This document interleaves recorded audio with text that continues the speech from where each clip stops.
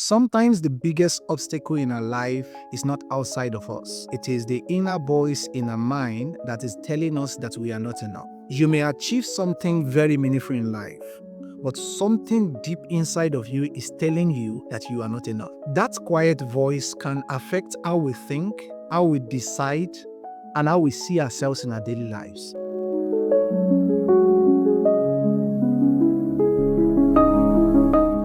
My name is Olafisoye and this is Life Growth with Coach Olafisoye. Today I want to talk to you about something many of us struggle with quietly, and that is the voice of inadequacy. This voice can appear in different ways, sometimes as insecurity, other times as impostor syndrome, and over time it weakens our belief in ourselves. So in this conversation we'll be talking about three things. Number one, we'll talk about insecurity.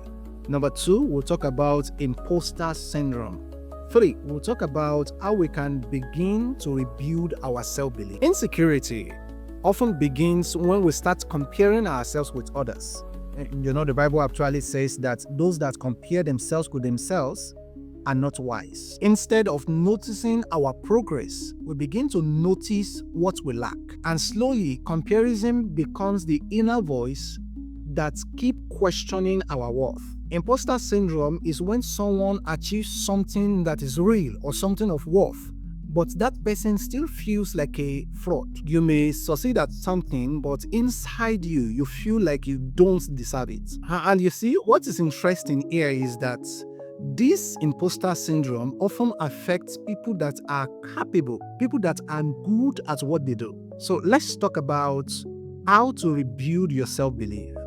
And this is simply recognizing the voice that is telling you something that is not the truth. Confidence does not grow because the inner voice disappears. Confidence grows when we keep moving despite or in spite of that inner voice that is telling you something that is not true about yourself. Take this moment and ask yourself this question. When does the inner voice of inadequacy show up most in my life? Is it when I am making certain decisions, or is it when I am comparing myself with other people, or when you step out to do something new? The inner voice of inadequacy might happen time to time, but it does not define who you are. Understanding the voice is the first step towards clarity and confidence. If this conversation helps you to reflect and to grow, consider subscribing so that we can explore more ideas together. My name is Olafisoye and this is Life Growth with Coach Olafisoye.